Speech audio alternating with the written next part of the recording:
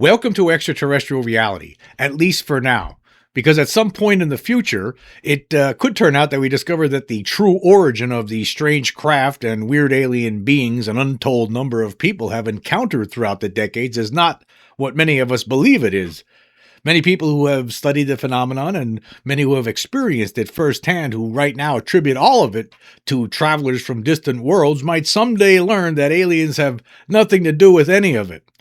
So this is what we're going to be talking about today. Basically, we're going to be talking about the ultra-terrestrial hypothesis. And is this what explains all the weird strangeness that's going on this planet when it comes to these encounters with non-human intelligent beings? And even more, even beyond that, other things, other strange things too that people encounter. It might be the answer. There's a lot of different people who studied this phenomena who came to this conclusion of, not at first, some of them, they believed that it had something to do with aliens from outer space, other planets, creatures visiting here. But over time, they changed their minds. People like John Keel and also Jacques Vallée. And, earlier this year, I had an interview with Christopher Knoll, who wrote this book right here called Homegrown Monsters. And he was on the show for an episode. And I'm going to talk about this theory here today and how this might upend the idea that it's extraterrestrial. Now, of course, there's really no proof either way at this point, but it is a very, very interesting hypothesis, and I think it's definitely worthy to talk about every once in a while. If this turns out to be true, then I would have to change my name, the title of my podcast from Extraterrestrial Reality to something else, either Ultraterrestrial Reality or I don't know what the hell's going on reality, something to that effect, I don't know. But anyway, let us begin. Now, I just want to say I wrote a lot of this out to make this easier to try to get us going here because this is a very complicated sort of theory that people have laid. And this is I'm just going to give my 2 cents, and I'm going to lay out some things that other people have talked about, and then I'm going to try to apply it to what some of the incidents that have happened over the decades, and see does it make sense that this is what's going on? And it might. It actually looks like it does actually make sense. Anyway, so let us begin. What if the non-human intelligence on Earth is not extraterrestrial, but instead some form of intelligence that has been here the whole time? Some UFO researchers posit that they believe the explanation behind many UFO sightings and encounters people have had with apparent alien beings has nothing to do with travelers from distant worlds. Instead, they believe an intelligence that is invisible to humans because it functions in a lower density, higher frequency realm is responsible. Furthermore, some researchers believe this invisible consciousness is also responsible for other high strangeness incidents humans sometimes report, such as sightings of sea monsters, Bigfoot, and encounters with ghosts. Famous UFO researchers such as Jacques Vallée and the late John Keel started out under the assumption that reported UFO and alien encounters likely had an extraterrestrial explanation. However, after studying the phenomenon for many years, the two men eventually reached different conclusions. Vallée eventually embraced the interdimensional hypothesis, which is the belief UFOs come from a parallel universe or another dimension that coexists with ours, opening windows to interact with us. He sees the phenomenon as a sophisticated system that uses psychic and symbolic reality, potentially influencing human consciousness and even religion, and suggests visitors might be interlocking with our reality, similar to poltergeists, rather than from distant stars. Vallée argues that UFO encounters are the modern guise of historical figures like fairies, elves, and demons, showing a consistent pattern of paranormal visitation. John Keel coined ultraterrestrials, a term for beings that are from a different energy wavelength, akin to fairies or nature spirits, not aliens from outer space. He likened ultraterrestrials to a cosmic trickster of sorts, a non-human intelligence that orchestrates UFO events, monsters like Mothman, ghosts, and other anomalies to deliberately confuse and control humanity. Keel also noted that psychic disturbances often precede physical sightings, viewing both as manifestations of the same underlying turbulence or intelligence. And here are some of the key similarities in the views held by Vallée and Keel, and they include moving beyond the idea of physical aliens from other planets, focusing on the psychological, cultural, and spiritual impact of these phenomena. And both of these men saw UFOs as manifestations of something ancient and manipulative, using modern technology as a disguise. Researcher and author Christopher Noel harbors beliefs similar to those held by Vallée and Keel. In his 2025 book, Homegrown Monsters, Noel argues that there is an other present on the planet. It has been here for an unknown period of time, has a higher frequency than humans, as well as a lower density. Noel calls this other a challenger consciousness. The explanation for its existence, according to Noel, is happenstance. Just as happenstance explains how insects and reptiles evolved the way they evolved, the challenger consciousness also came into being by happenstance, Noel contends. The reason alien beings are reported to look like amalgamations of known Earth creatures such as insects, reptiles, humans, etc., is because the challenger consciousness is limited to basing its creations on known earthly creatures. The challenger consciousness cannot make matter from scratch or produce creatures alien to earthly zoology, writes Noel. The raw materials the challenger consciousness uses to create their avatars, whether it's flying saucers, Bigfoot creatures, or alien beings, are, quote, limited to the raw materials on Earth and in our atmosphere. Also, Noel writes that the challenger consciousness opts primarily for cold plasma, organic matter, and metallic elements as the materials it taps to make whatever it wishes. Noel argues that the challenger consciousness possesses awesome psychokinetic abilities, what he refers to as macropsychokinesis, or macro-PK for short, to instantly create whatever it wants. Shape-shifting plasmoids, for instance, could be used to create the flying saucers sometimes seen in the sky because the challenger consciousness is capable of organizing atoms and electrons found in atmospheric plasma, according to Noel. And here's a quote from Noel. He says, "When it comes to monsters, the challenger consciousness employs molecules, tissues, and anatomy of already existing animals, chiefly insects and reptiles, with a dash or two of human, resizing and reconfiguring them," writes Noel. As the modern history of abductions tells us, it can grow new life by hijacking and repurposing the DNA molecule itself. The challenger consciousness organizes elements at the atomic level in order to mint new matter, forged to purpose, and it does so according to blueprints drawn up within the comprehensive information field, through which it can 3D print, so to speak, any intended form, from metallic craft to shape-shifting plasmoids, to dragons, to mantids, to little greys, Noel writes. When witnesses observe aliens or UFOs seemingly disappear, it's not actually dematerializing. That's an illusion, Noel writes. It retains objecthood, just at a higher frequency and lower density. But under Noel's hypothesis, there are ways for avatars of the challenger consciousness to become locked forever in our low-frequency, high-density reality. When avatars of the challenger consciousness appear on Earth using, quote, its animal and mineral avatars, the material it eyes is more vibrationally elastic than animals and minerals under normal circumstances, end quote, according to Noel. Improvised bodies and spacecrafted materials, for as long as they remain here below the visibility threshold, can radically modulate their density. This is how grays pass through walls and glass windows, metallic ships through water or solid ground as if through air. The avatars of the challenger consciousness are always ready to go away, to revert to invisibility, immune from capture, writes Noel. But if an alien is killed before it can revert back to its natural low-density, high-frequency state, or a UFO crashes before it can be disassembled at the molecular level, those materials stay here in our reality forever.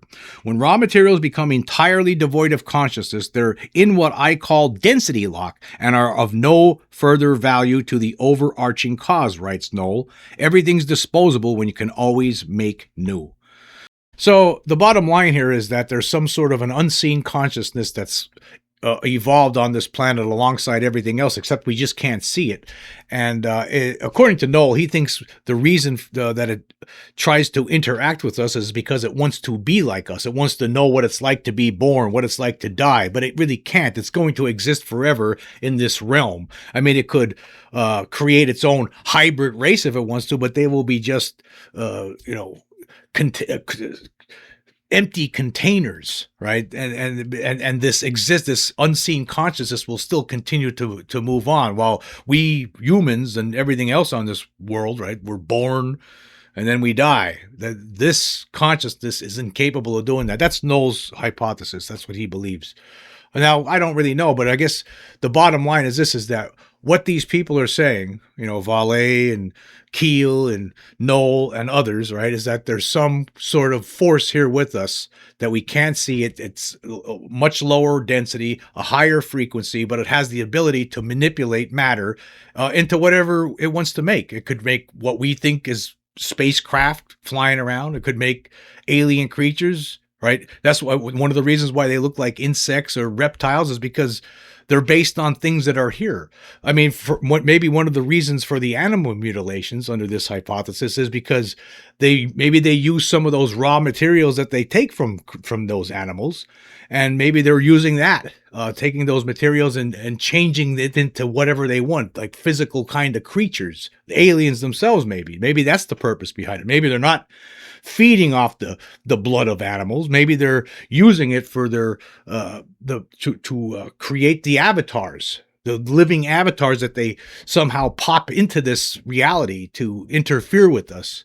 And the reasons why, I don't know what the reasons would be, but no, like Noel says, they're trying to be like us, but who knows? Maybe it's like Keel talked about, cosmic trickster. Is that what it's just some sort of a game it's playing with the human race to confuse us, to try to control us? Is that what it's all about? Nobody could really say, but the whole idea here is that it's not aliens from other worlds coming here that we're seeing. No, it's this unseen consciousness that's making us think that's what it is.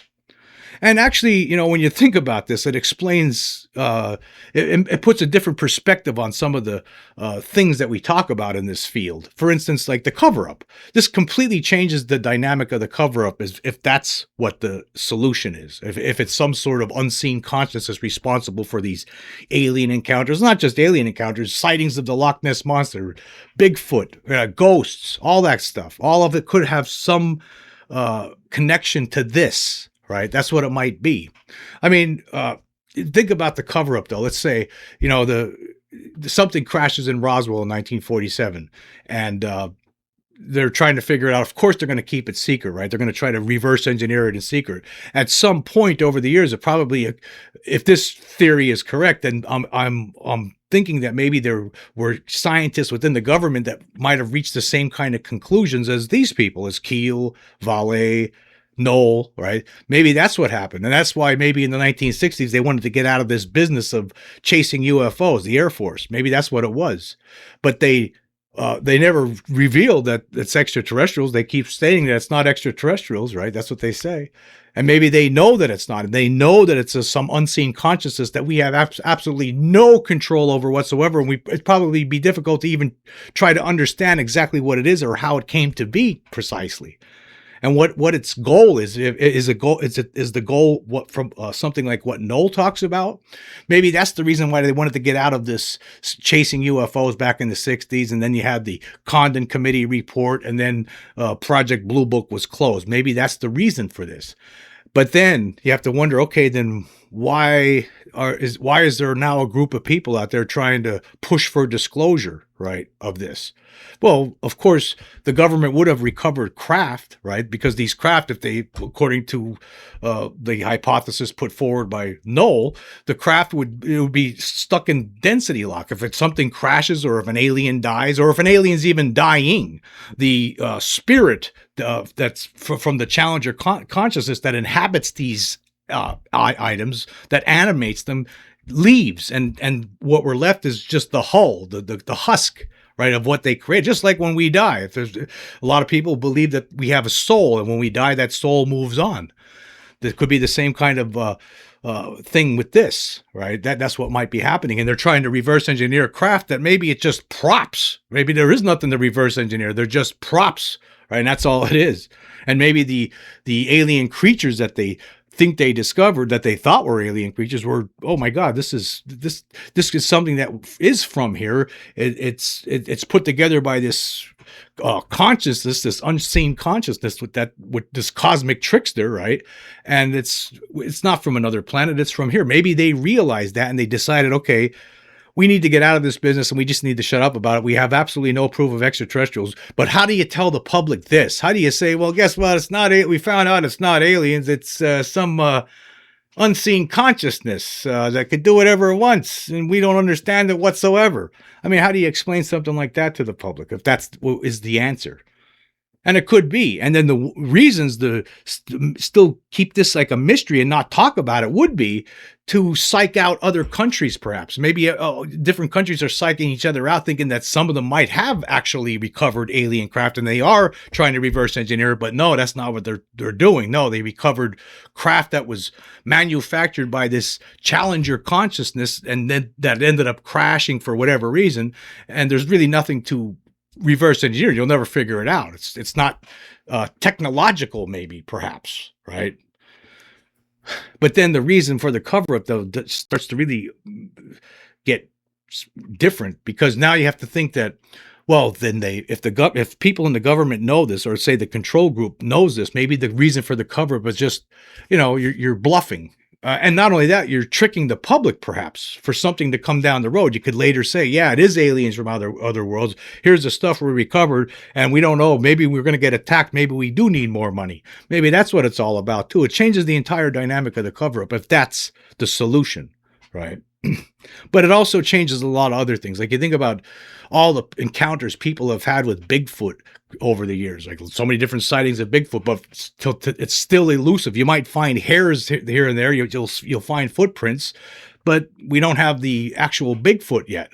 I mean, it doesn't mean we won't get one, but even if say a Bigfoot is a creature, an avatar created by this Challenger consciousness, and we finally get a dead one at some point, right? It'll only be just, it's not something that really has evolved here or been here. It was something that was just created out of the ether by this Challenger consciousness, and that was left behind, right? Just like Noel argues in his hypothesis.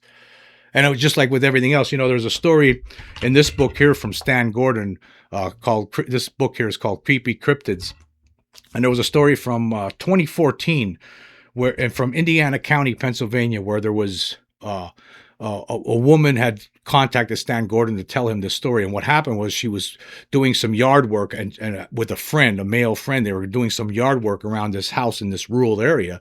And her friend called her over and said, you got to see this. There's this giant, looks like a gigantic daddy longlegger right on the front of the house, covering the whole door. It was like 7 feet, right? That's how big this thing's, the height of this thing, right? It was just plastered on the front of the house.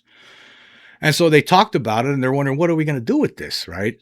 And so they decided we're going to have to try to kill it. This thing could be dangerous. So the guy got a piece of wood, a big piece of wood, and he hit it in the center a couple of times, right? And the spider just vanished into thin air, just disappeared. It dissipated, and there was no remnant, anything left over whatsoever. It was like an illusion, right? To me, this jives with this hypothesis that there's this Challenger consciousness here that could just make these things at will, whenever it wants to, for what purposes we can't even begin to understand. Okay, now here's something else. This was in Carbondale, Pennsylvania, circa 2010, where some guy heard noises outside of his house. He put this video on YouTube, and he captured what looks like a Bigfoot creature, an albino Bigfoot with white fur. I mean, this thing looks real. When you're looking at this, this thing looks real, but we never catch them. We never find them. That it disappears. I mean, and then there were other stories here, actually in this same state of Pennsylvania back in the early 70s, where people saw Bigfoot, but not just Bigfoot and UFOs at the same time. In one instance, there was a Bigfoot that was seen by 2 teenage girls in 1973 in Western Pennsylvania, and it was holding some sort of an orb in its hands. I wonder now, thinking about this, if this hypothesis is correct, that there is some other intelligence at work here that's here with us, that's been here with us forever, right? Is that responsible for creating these things? All these things, all these different stories when you look at them. Like, for instance, the Lonnie Zamora case from 1964, the Socorro, New Mexico incident. Lonnie Zamora is a police officer. He's chasing someone out of town because they're speeding, and he sees in the corner of his eye some kind of a flash. He thought there was an explosion. He pulls over, and he sees a landed craft, an egg-shaped craft, and 2 little beings walking around it. He turns around for a few seconds, right? And then he turns back to face the craft. Now the 2 beings are no longer there, and then this thing starts taking off, and it blasts off and then floats away silently. Was that just some avatar created by this challenger consciousness? All of this would be. All of it would be. We would never prove anything. And when you look at the case like the Las Vegas alien incident, we see these beings phasing in and out of view throughout that entire 1 minute and 41 second long cell phone footage, right? And what's weird about it is that a few weeks before that incident happened, before this bluish green object came flying out of the sky and smashed into the backyard of the Kenmore family in Las Vegas in 2023, before that happened, a few weeks before that, one of the witnesses, Angel Kenmore, was at a gas station, and some weird old lady came up and predicted that something weird was going to happen, that he was going to encounter alien beings soon. And then it happens, right? We have the evidence of what looks like alien beings appearing. But what if it's not? Under this hypothesis, what we're seeing here is something else. These are avatars that are being created by this, that have been created by this unseen consciousness to make us think that there could be aliens. The whole thing is some sort of a gaslighting game by this unknown consciousness, unseen, invisible consciousness. It's all very weird, but that's what all of these stories might have to do with this. There was, how about the case of the specter of the Newby Church? And back in 1963, there was a priest, the Reverend Kenneth Lord, was taking pictures inside the church. And when he developed the pictures, he saw that there was some sort of a specter standing there. Now, I always found this story interesting because when you look at this picture, a lot of people over the years, people who looked at it originally and for decades afterward, say that it was a face, a ghostly face with a hood on, a shroud over its face, right? Wearing a cloak with a hood and a shroud over its face. When you take a closer look at it, that's not what you're seeing. That's not what was going on here. There's actually some sort of a skeletal creature behind it's not wearing a shroud. It's holding up its hands like as if in surprise. What if that it wasn't really a ghost in the church, but some sort of a creature, an avatar of this unseen consciousness, and somehow it just decided, hey, we're going to play a game on this priest. He's going to take this picture and it's going to show what looks like some sort of a specter from hell, right, inside his own church. What if that's what it is? And it has nothing to do with ghosts or anything like that, or it's not a hoax. It's a hoax, actually, but a hoax being caused by this unseen consciousness. All of this stuff, tricks of some sort, for some reason, for reasons unknown. It turns the whole extraterrestrial hypothesis upside down if this is the case. I don't know how you would prove something like this, though. But it does change the whole idea of what might be going on here, what the phenomenon actually entails, right? If you really think about this, I can understand how someone could fall into this trap. I see. Here's where I'm at with it. I don't know, right? This could be what's going on. There could be, like these guys are saying, it could be something like this. It could be something else. It could be extraterrestrial, like I believe, but who knows? We really can't say. Like what would happen? Okay, here's something to think about too. Like what if we at some point in the distant future, humankind is able to traverse the stars and find other planets, perhaps life bearing planets, and we find a planet similar to Earth, but there's no intelligent life, but it's teeming with other kinds of life. Would there already be any sort of a challenger consciousness already existing there, or would the one that's here with us now, would it follow us there? How would that work? Like, there's a lot of different questions that come into mind when you're thinking about this whole hypothesis. Something else that's interesting here too is the fact that, like, in 1947, the UFO craze started with the sighting of Kenneth Arnold, right? And what's interesting about this is that Arnold reported seeing crescent-shaped objects. There were 9 crescent-shaped objects. He was flying in his plane, in his single-engine plane, over Mount Rainier in Washington State, and he saw these below him flying at incredible speeds, these 9 crescent-shaped objects. And when he reported on this when he landed it later on, and he told the reporters that these objects, they were skipping across the sky like a saucer would skip across water. If you threw a saucer, a frisbee across the water would skip the same way.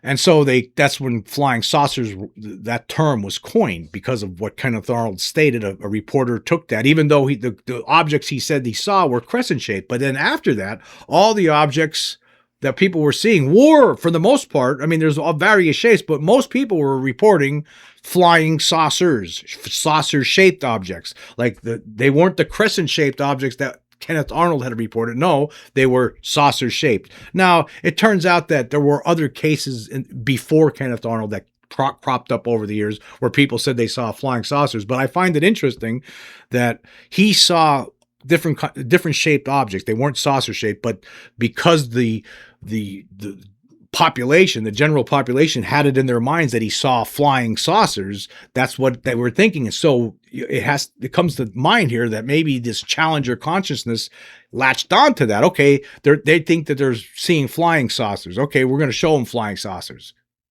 Maybe that's how that happened. Maybe that's the explanation for all of this.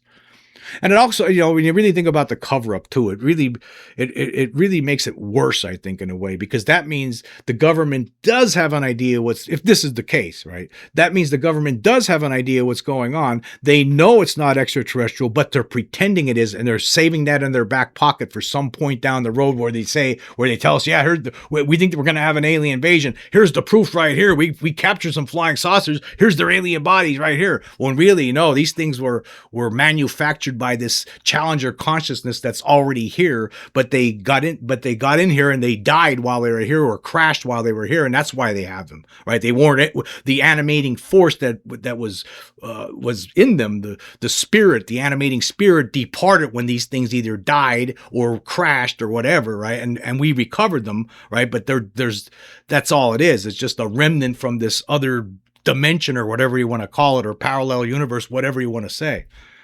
And and the government's just holding this in their back pocket. They don't want the people to know the truth, that it is some sort of a, unseen consciousness responsible for all of this stuff, for everything, all these weird things that happen on this planet. That's where the blame would be placed, on this weird consciousness.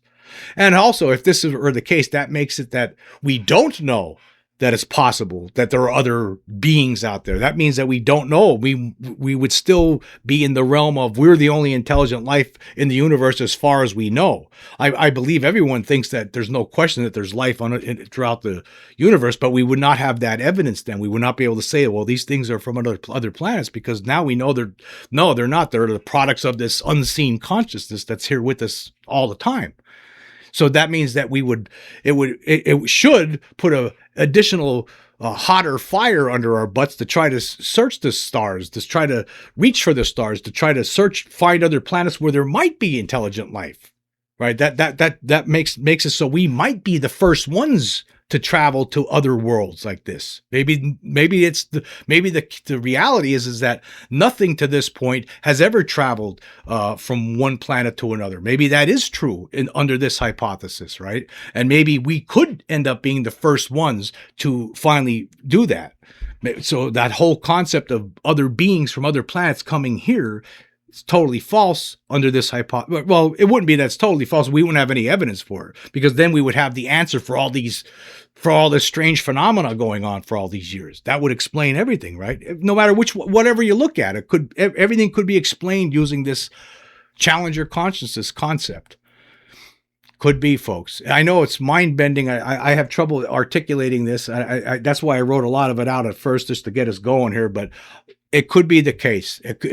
That's a possibility. That's why Christopher Noll was on my show earlier this year. I thought, well, yeah, it's very interesting. I'm not sure I buy it, but here, I'll tell you what happened. I was actually looking at this, just recently I talked about this video where this guy from Rhode Island, and he captured on his security camera. And by the way, I have another correction. It was not, the first time I called it red link. The second time I called it real link. That's actually Rio link. It's not an A. It wasn't a D. Then it wasn't an A. I made a mistake twice, so I screwed up twice. It's actually Rio link. REOLINK. Now, if you look at their logo there, the way that looks like it could be a D or an A in my mind, because it's curved on one side and flat and straight on the other. That's why I thought at first I thought it was a D, then I thought it was an A, because I heard this man who provided this video to Scott Roeder, the crime scene reconstruction expert, during one of his recent podcasts. I heard this guy pronounce it as Rio link, but I was thinking he meant real link. No, he meant Rio link. So I just want to point that out. But anyway, looking at that video, now I don't know if that video is showing us anything. I can't say with 100% accuracy. I keep getting some comments from people saying it's just a spider web, it's just a spider web, just a could be a cocoon, this and that, right? But here's the thing, right? At one point in this video, if you look at the right-hand corner of the screen, right, there's nothing there until this orb splits apart, and then all of a sudden there's something there. And at first, it looks like it could be an alien face, right? And then I talked about how it looks like there might be another alien face on the other side of this orb when it breaks in two, that we could just see momentarily. But whatever the case, if you look at the right part of the screen, right, where you see this orb breaking apart, and then you see this movement, you see a face, and then you see movement, it looks like there might be a hand holding this other smaller football-shaped orb, right? I'm thinking to myself, you know, what if that's what's happening here? What if this, what if it is what Valet and Keel and Noel and others believe, that it's this other consciousness here with us, this cosmic trickster of sorts, right? And basically what we're seeing here is the popping into reality of one of these beings, one of these avatars that this consciousness is capable of creating. What if that's what it is?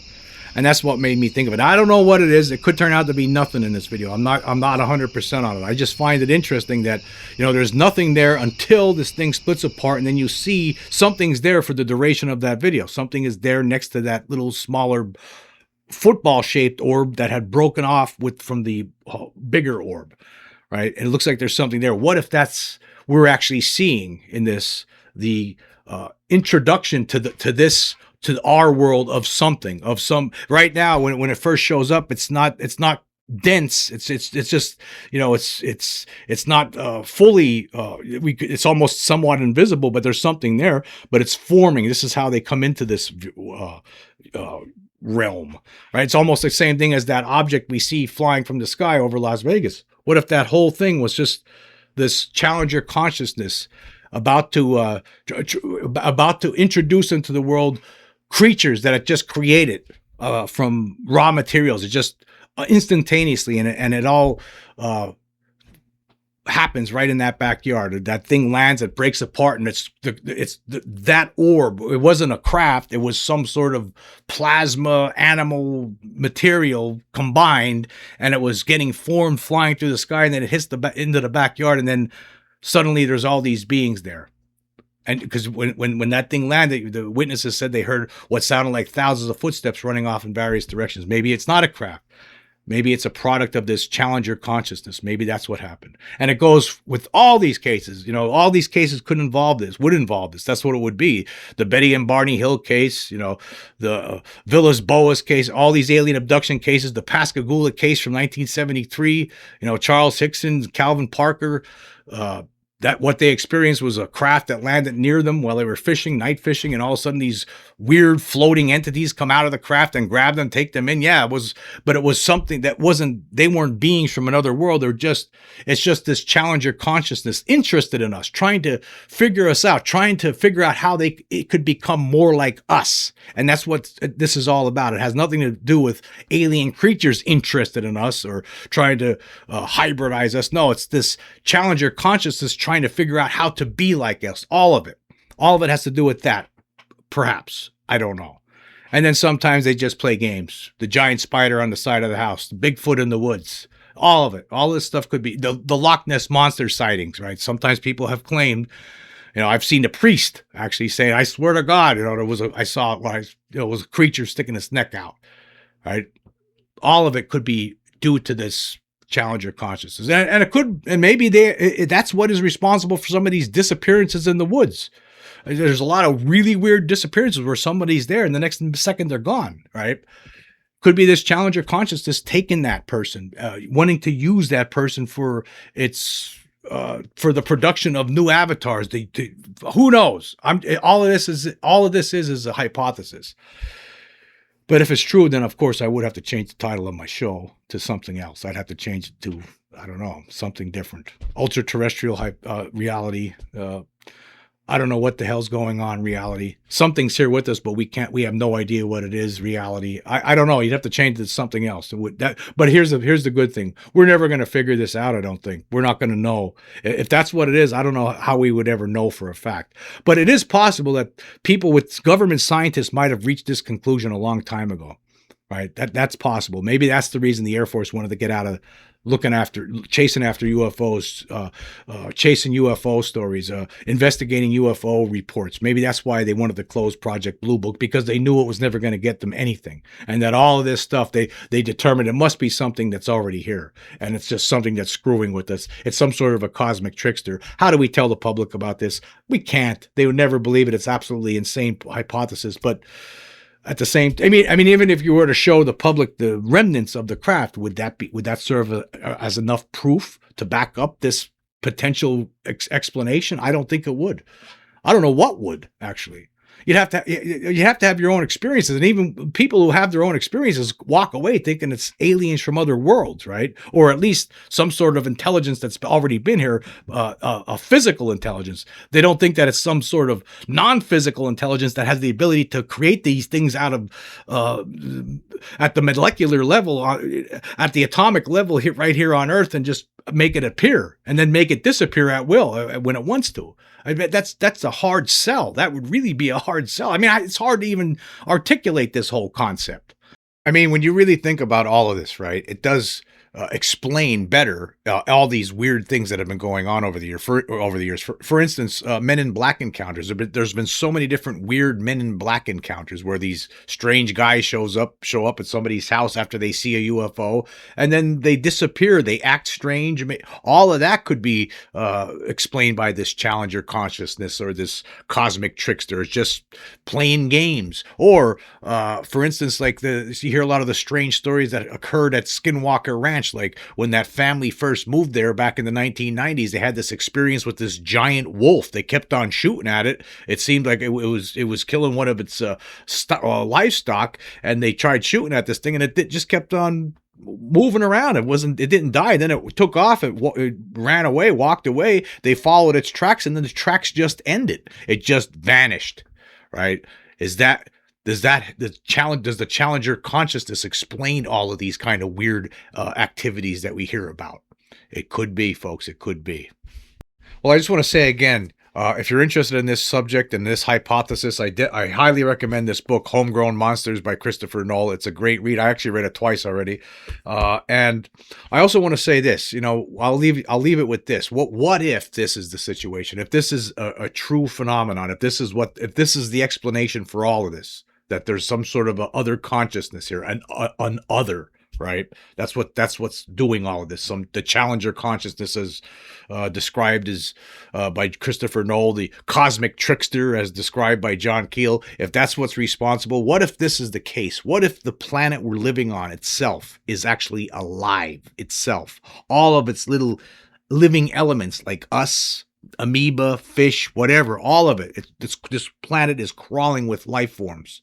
Right, all over the entire thing is covered with life forms. What if all of it is constitutes one singular life form, and that is the planet itself is this consciousness? That's what constitutes this other consciousness. And maybe that's the explanation for all of this. Right?